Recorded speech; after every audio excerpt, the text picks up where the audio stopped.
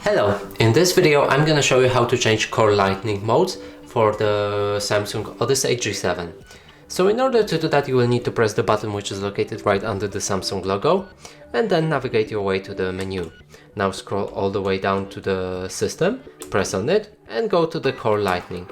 And from here you can change the lighting on, front and back, or just back. So let's just go with front and back, and as you can see, probably the light just changed right here to the blue, and we can go here and change the color right here.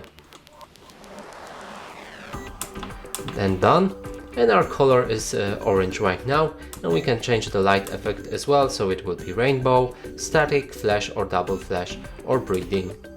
And that's it for this video. Hope you like it. Please consider subscribing to our channel, leave a like and a comment below.